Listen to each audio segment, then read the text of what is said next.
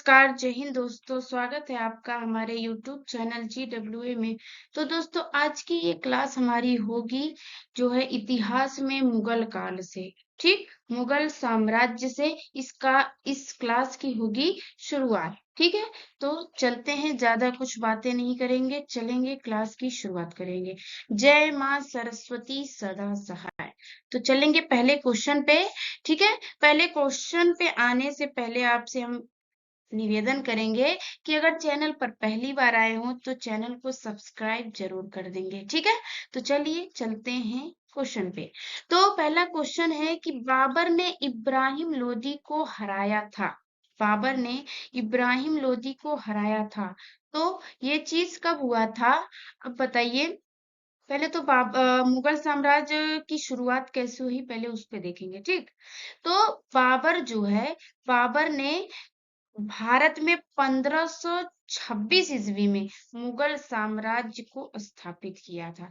जो मुगल साम्राज्य को, ठीक है, पूरा मुगल साम्राज्य को ही किसने, मुगल साम्राज्य को बाबर ने 1526 में क्या किया था, स्थापित किया था। ठीक, एकदम सही। और देखिए मुगल शासक जो थे, मुगल शासक जो है खलीफा के आधिपत्य को स्वीकार नहीं किए थे। मतलब जो खलीफा की उपाधि होती है उसे इन लोगों ने स्वीकार नहीं किया था। ये स्वयं को स्वतंत्र बादशाह मानते थे। देखिए, ये खलीफा की उपाधि या को स्वीकार करना नहीं सही समझे, वो अपने आप को खुद को स्वतंत्र बादशाह ही मानते थे। ठीक, और तो बाबर की बात अगर हम करेंगे तो इसके शासन काल की, तो ये 1526 से 1530 ईस्वी तक जो है बाबर का शासन काल चलता है।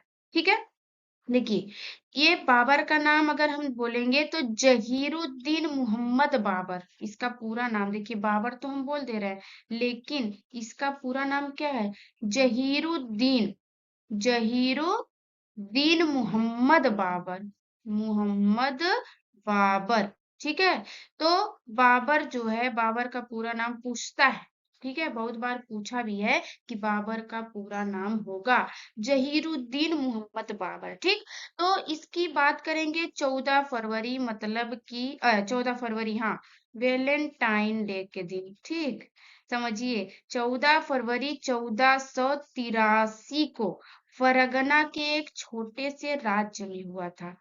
अब देखिए इस ये बाबर का जो जन्म हुआ था, इस तारीख को बहुत ज्यादा पूछा जाता है परीक्षा में। चाहे आगे हम पढ़ेंगे हुमायूं के बारे में, औरंगजेब के, शेर शाह, सबके बारे में, लेकिन ये जो बाबर का जो है जन्म के बारे में, कब हुआ था, किस सन में हुआ था, इसके बारे में जो है परीक्षा में पूछा गया है कि कब, कितने तारीख को, किस सन में हुआ था। ठीक है, तो देखिए बाबर ने ही मुगल साम्राज्य की स्थापना की कब, 1526 ईस्वी में। ठीक है, एकदम आपका क्लियर हो गया होगा। अब आएंगे हम क्वेश्चन पे। तो बाबर ने इब्राहिम लोदी को हराया था, कब हराया था। तो देखिए बाबर ने, अगर बात करेंगे इब्राहिम लोदी को, जो है 1526 में हराया था। और कैसे हराया था, किस रूप में 1526 में हराया था, तो पानीपत का जब प्रथम युद्ध हुआ था, पानीपत का प्रथम युद्ध जब हुआ था 21 अप्रैल, ठीक है, 21 अप्रैल 1526 में जब युद्ध हुआ था इब्राहिम लोदी और बाबर के बीच में, तब उसी दौरान जो है बाबर ने इब्राहिम लोदी को हराया था। ठीक है, इब्राहिम लोदी पराजित हुआ था। तो यही है मामला। चलेंगे अगले क्वेश्चन पे कि बाबर का वास्तविक नाम क्या है। देखिए आ गया ना कि बाबर का वास्तविक नाम, तो हमने पीछे देखा ही, जहीरुद्दीन मोहम्मद बाबर। ठीक, एकदम क्लियर हो गया। चलेंगे आगे। मुगल साम्राज्य का संस्थापक जो है, अभी हमने जहीरुद्दीन मोहम्मद बाबर पढ़ा है, एकदम सही। खाना, ये भैया ये खाना नहीं है, ठीक है, ये है खानवा। ठीक, ये क्या है, ये है खानवा। तो खानवा का युद्ध जो है कब हुआ था। अब खानवा के युद्ध की बात हो रही है, तो देखिए खानवा के युद्ध के बारे में पहले कुछ बताएंगे, उसके बाद इसका बताएंगे कि कब हुआ था। ठीक है, देखिए खानवा का युद्ध जब हुआ था किसके बीच में, 1570 27 में, ठीक है, 17 मार्च 1527 में जो है कि खानवा का युद्ध राणा सांगा और बाबर के बीच में हुआ था। किसके? 1527 में राणा सांगा, ठीक है, राणा सांगा और किसके बीच में? बाबर, राणा सांगा vs बाबर, ठीक, इन दोनों में लड़ाई हुई थी। कौन सी? खानवा की, ठीक, खानवा का युद्ध हुआ था जिसमें बाबर विजेता हुआ था, ठीक है।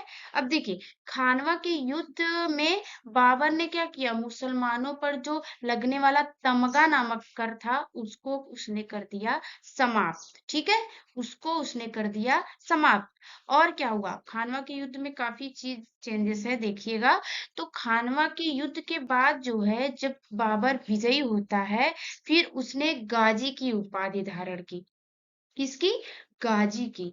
गाजी की उपाधि किसने धारण की? खानवा के युद्ध के बाद जो है बाबर ने गाजी की उपाधि धारण करी, ठीक है, एकदम क्लियर। और भी चीजें हैं, आप इसको समझिएगा।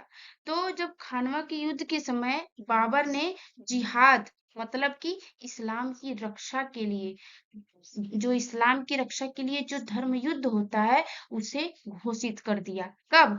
खानवा के युद्ध के बाद जो है, युद्ध के समय, खानवा के युद्ध के समय बाबर ने क्या किया? जिहाद घोषित कर दिया। क्या? जिहाद। जिहाद क्या होता है? धर्म युद्ध, मतलब इस्लाम की रक्षा के लिए जो धर्म युद्ध होगा उसकी जो है घोषणा कर दी। किसने? बाबर ने, ठीक, एकदम क्लियर। और आंसर तो आपको पता चल ही गया है, कितना है? 1527, ठीक है, 17 मार्च 1527 को राणा सांगा और बाबर के बीच ये खानवा का युद्ध हुआ, ठीक है। और उसके बाद उसमें जो है बाबर की क्या हुई? विजयी हुई, ठीक। बाबर ने भारत पर किस वर्ष आक्रमण किया? देखिए, अब मामला ये है कि बाबर ने जो है आक्रमण, तो देखिए 1519 में ही कर दिया। देखिए, ऑप्शन दोनों आपको दिया है, ऑप्शन आपको दोनों दिया है, लेकिन यहाँ भटकना नहीं है, भटकना नहीं है, ठीक है। 1526 भी दिया है, 1519 भी दिया है, ठीक, लेकिन आपको भटकना नहीं है। आक्रमण की बात की है तो 1519 में ही बाबर ने आक्रमण कर दिया था, लेकिन स्थापना उसने, मुगल साम्राज्य की स्थापना 1526 में किया। उसके बाद ही पानीपत का प्रथम युद्ध इब्राहिम लोदी और बाबर के बीच होता है, ठीक, एकदम आपका क्लियर हो गया होगा। ओके, चलेंगे आगे। तुजुक ए बाबरी क्या है? तुजुक ए बाबरी किस भाषा में लिखी गई है?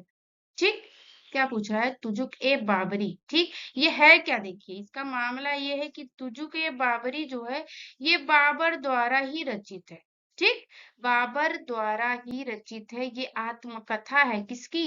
बाबर की, ठीक है। और ये तुर्की भाषा में, किसमें? तुर्की भाषा में। और इसे बाबर नामा भी हम नाम दे सकते हैं, ठीक है, तुजुक ए बाबरी को हम बाबर नामा भी कह सकते हैं, ठीक है, बाबर नामा। इसको किसने लिखा है? ये आत्मकथा है बाबर की। ओके, एकदम आपका क्लियर। किस भाषा में है? तो हमने तो आपको बता ही दिया कि ये जो है तुर्की में है, ठीक, क्लियर हो गया। अब आएंगे हम अगले क्वेश्चन पे। देखिए, अब क्वेश्चन है कि बाबर ने तुलुगमा नीति का प्रयोग सर्वप्रथम किस युद्ध में किया? क्या बोल रहा है कि बाबर ने तुलुगमा, क्या बोल रहा है? तुलुगमा नीति का प्रयोग जो है किस युद्ध में सर्वप्रथम किया? तो है ये घाघरा, घाघरा का युद्ध, ठीक है, घाघरा का युद्ध, चंदेरी का युद्ध, खानवा का युद्ध या पानीपत के प्रथम युद्ध के बारे में ये कह रहा है। तो देखिए, ये तुलुगमा युद्ध पद्धति एवं तोप खाने को सजाने में उस्मानी विधि, इसमें दो खासियत है। देखिए, खासियत ये है दो कि ये पहला तो है तुलुगमा नीति जो है, और दूसरा क्या है? तोप खाने को सजाने में, तोप खाने, इसको देखिए, इसे हमने क्वेश्चन में तो नहीं लिया लेकिन आपको बता दे रहे हैं, ठीक है, तोप खाने को सजाने में क्या?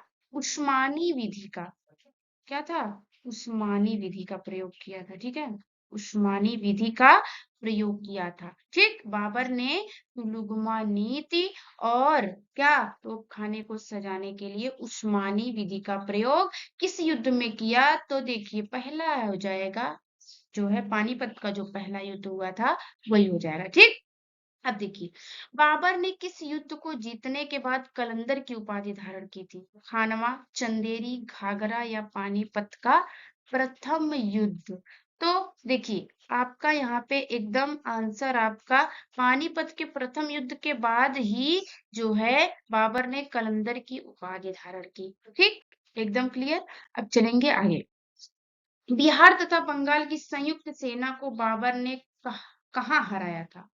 मतलब किस युद्ध में हराया था? तो देखिए चंदेरी, खानवा, ये देखिए ये लिखा हुआ है घगरा लेकिन आप इसे घाघरा समझेंगे। ठीक है, तो पानीपत, चंदेरी, खानवा, घाघरा, पानीपत। तो आपका उत्तर यही घगरा घाघरा ही हो जाएगा कि बिहार और बंगाल की संयुक्त सेना को बाबर ने घाघरा पहनाकर जो है घाघरा पहन के हरा दिया। ठीक, एकदम क्लियर। चलेंगे आगे। ठीक है, हुमायूं का मकबरा कहाँ स्थित है? अब बात आती है हुमायूं की, तो थोड़ा सा हम इनके बारे में भी जान लेंगे। ठीक है, तो हुमायूं का शासनकाल की बात करेंगे तो 1530 से 1540। ठीक, उसके बाद देखिए इसमें खासियत ये है कि बीच में होता है इसमें अवकाश, मतलब बीच में ये कुछ भी नहीं करता है, वो फिर से अपनी रणनीति बनाता है अगले युद्ध के लिए। तो फिर से जो है 1555 से 1556, ठीक है 1556, इसका दो जो है कार्यकाल होगा। ठीक है, और ये जो दूसरा वाला कार्यकाल ये बहुत ज्यादा इंपॉर्टेंट है, बहुत ज्यादा इंपॉर्टेंट है क्योंकि ये पूछता है।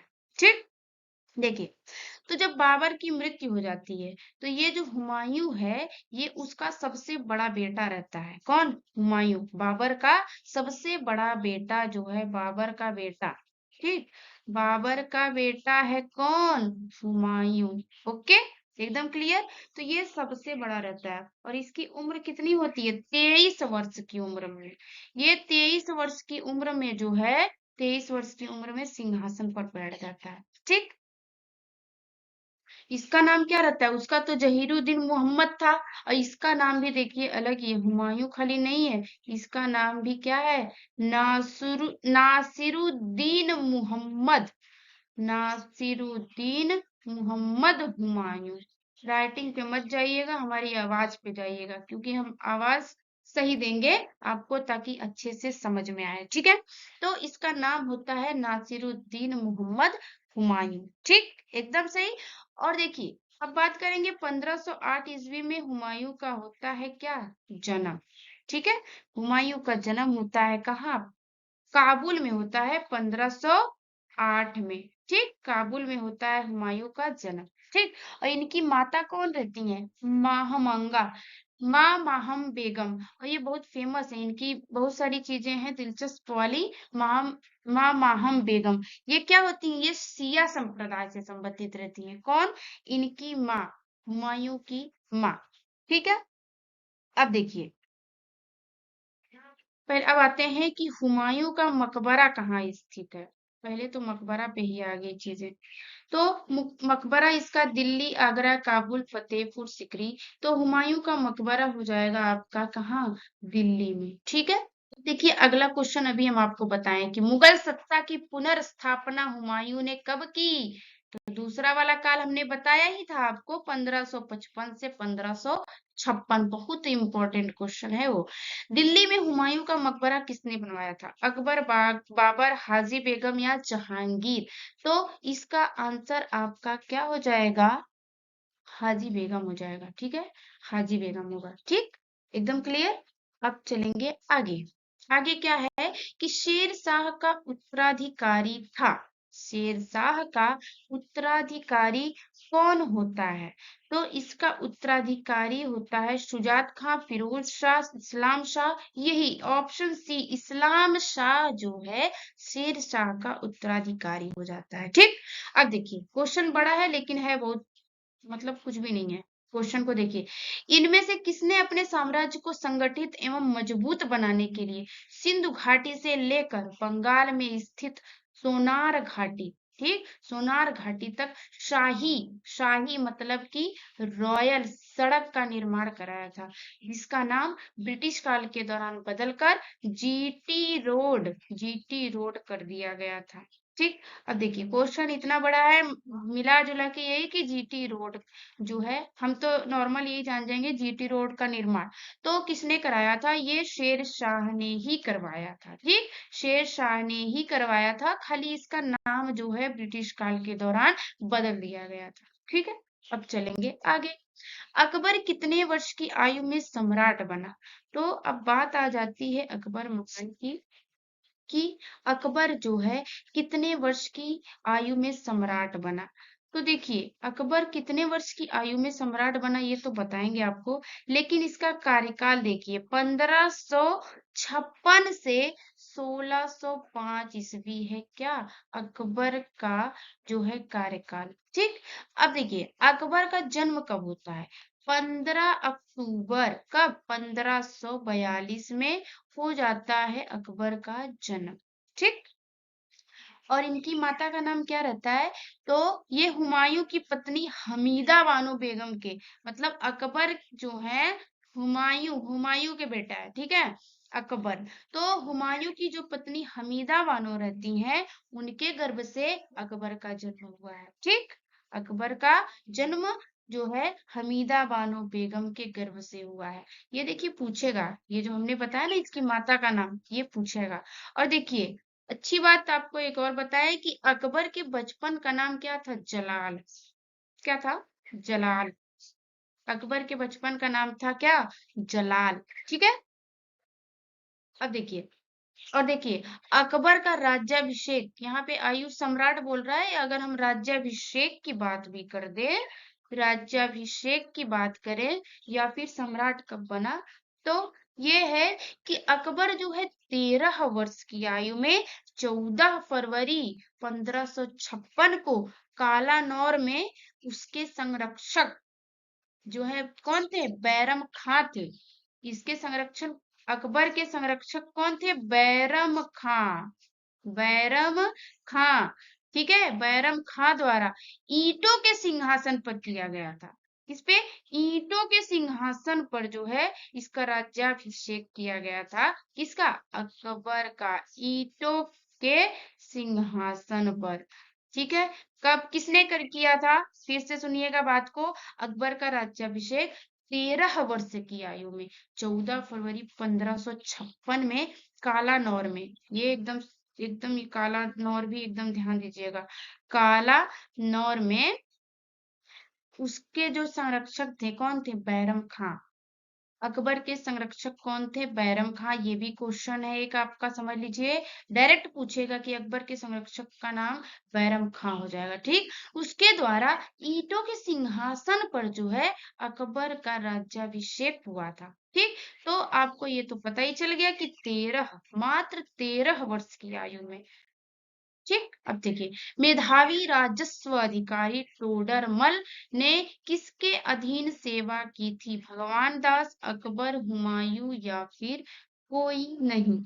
तो देखिए क्या हो जाएगा आपका, ये जो टोडरमल थे ये अकबर, अकबर के अधीन। ठीक, अब देखिए अकबर ने सर्वप्रथम किस राजपूताना राज्य से वैवाहिक संबंध स्थापित किया, भैया इनके ब्याह तो कितने होते थे, ठीक है, तो इसीलिए यहाँ पूछ दिया कि सर्वप्रथम किस राजपूताना राज्य से वैवाहिक संबंध स्थापित किया था, तो इसका जो है कुछ नहीं पढ़ेंगे, कछवाहों से, कछवाहों से। ठीक, हल्दी घाटी के युद्ध में महाराणा प्रताप की सेना के सेनापति कौन थे, तो कौन थे, अमर सिंह, हकीम खान, मान सिंह, शक्ति सिंह। तो हल्दी घाटी के युद्ध में महाराणा प्रताप की सेना के सेनापति कौन थे, हकीम खान थे। ठीक, हकीम खान।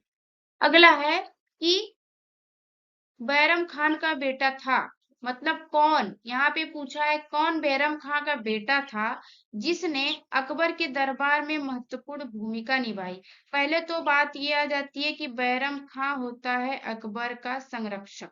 पहला आपका यहाँ क्लियर होता है। ओके, फिर आता है कि बैरम खां, कौन बैरम खां का बेटा था?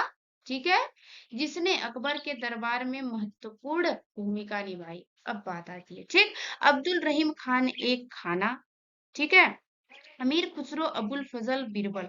तो इसका उत्तर हो जाएगा ऑप्शन ए, अब्दुल रहीम खान ए खाना। ओके, अब आएंगे अगले क्वेश्चन पे। अकबर ने दीन ए इलाही किस वर्ष में प्रारंभ किया? ये जो है आपका ये सन आपको इतना इम्पोर्टेंट है, आपको बता दें दोस्तों, 1582 बहुत ही महत्वपूर्ण सन है, इसे याद करना ही है, क्योंकि ये बहुत बार एकदम डायरेक्ट क्वेश्चन पूछा गया है कि दीन ए इलाही किस वर्ष में प्रारंभ किया। तो 1582 में अकबर के द्वारा प्रारंभ किया गया था। ओके, और देखिए अगला है कि सेना को मजबूत करने के लिए किसने मनसबदारी प्रथा शुरू की? किसने की? सेना को जो है मजबूत करने के लिए मनसबदारी प्रथा, बाबर, अकबर, औरंगजेब या फिर जहांगीर? तो आपका इसका उत्तर हो जाएगा अकबर। ठीक है, इसका उत्तर क्या हो जाएगा? अकबर आपका एकदम सही उत्तर हो जाएगा। ठीक है,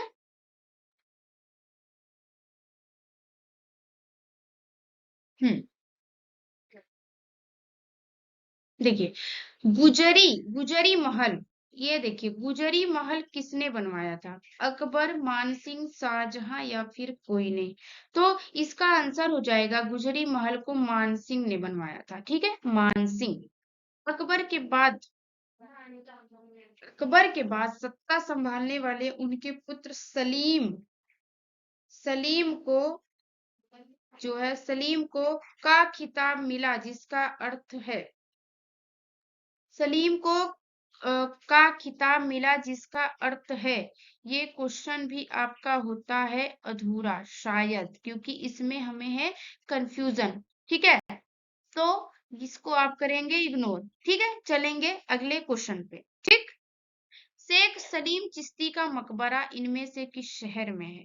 तो दिल्ली, गोलकुंडा, जूनागढ़, फतेहपुर सिकरी। तो शेख सलीम चिश्ती का मकबरा की बात करेंगे तो इनमें से किस शहर में स्थित है? तो दिल्ली, गोलकुंडा, जूनागढ़, फतेहपुर सिकरी। ठीक है, इसका आंसर क्या हो जाएगा? फतेहपुर सिकरी। आएंगे अगर हम अगले क्वेश्चन पे, तो उस अंग्रेज का नाम बताइए जिसने गुजरात में व्यापार करने के लिए अकबर से फरमान प्राप्त करने की चेष्टा की। ठीक, उस अंग्रेज का नाम अगर बताएंगे जिसने गुजरात में व्यापार करने के लिए अकबर से फरमान प्राप्त करने की चेष्टा की। Ralph Fitch, John Mildenhall, sir Thomas Roe या फिर थॉमस स्टीफेंस? तो इसका उत्तर हो जाएगा आपका रोल्फ फिंच। ठीक, चलेंगे आगे। अकबर के समकालीन किस मुगल इतिहासकार ने अकबर को इस्लाम का दुश्मन बताते हुए और आरोपों की सूची तैयार की थी? दुश्मन बताया और उसके बाद आरोपों की सूची भी तैयार की। कौन है भैया? बदायूनी, नियामतुल्लाह, अब्बास खान सरवानी या फिर निजामुद्दीन अहमद? तो इसका उत्तर ऑप्शन ए एकदम बदायूनी एकदम सही हो जाएगा। ठीक, चलेंगे आगे। दीन ए इलाही धर्म को स्वीकारने वाला एकमात्र हिंदू कौन था? एकदम बीरबल ही था भैया, बीरबल ही था। दीन ए इलाही जो है अकबर द्वारा स्टार्ट किया गया था। ठीक है, चलिए, किस मुगल शासक ने तंबाकू के प्रयोग का निषेध किया? जहांगीर, अकबर, औरंगजेब या मोहम्मद शाह? तो किस मुगल शासक ने? ये भैया जहांगीर हैं, जहांगीर हैं जिसने तंबाकू का निषेध किया। नूरजहां किस मुगल शासक की पत्नी थी? तो नूरजहां जो है जहांगीर की पत्नी थी। ठीक, जहांगीर ने किसके हत्यारे को पुरस्कृत किया था? लो भैया, अबुल फजल के, जयसिंह के, मानसिंह के या फिर वीर सिंह बुंदेला के? तो जहांगीर ने वीर सिंह बुंदेला के हत्यारे को पुरस्कृत किया था। ठीक, अगला हो जाएगा हमारा कि शाहजहां ने मुगल साम्राज्य की राजधानी आगरा के स्थान पर कहाँ स्थानांतरित की? दिल्ली, सूरत, वाराणसी या फिर फतेहपुर सिकरी। तो शाहजहां ने मुगल साम्राज्य की राजधानी कहाँ की? दिल्ली, आगरा से दिल्ली स्थानांतरित की। ठीक। किस मुगल बादशाह ने इलाही संवत के स्थान पर हिजरी संवत चलाया? देखिए, औरंगजेब, शाहजहां, अकबर या फिर जहांगीर।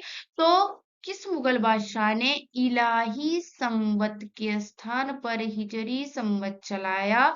आपका ये हो जाएगा शाहजहां। ठीक है।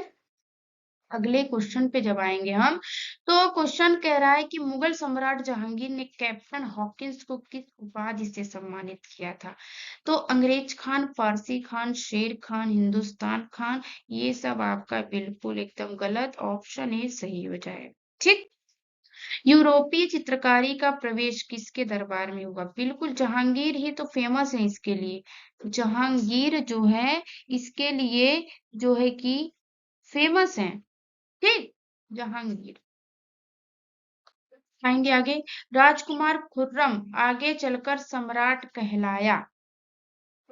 राजकुमार खुर्रम आगे चलकर सम्राट कहलाया। शाहजहां, बाबर, जहांगीर या फिर अकबर।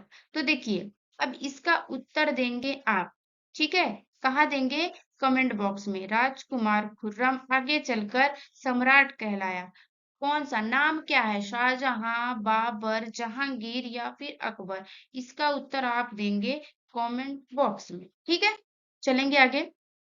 मुगल काल में तांबे का सिक्का कहलाता था जीतल, टंका, दाम, शमसी। तो मुगल काल में तांबे के सिक्का जो है उसको हम क्या बोलो, दाम कहते थे। ठीक। दाम कहलाता था। ठीक है।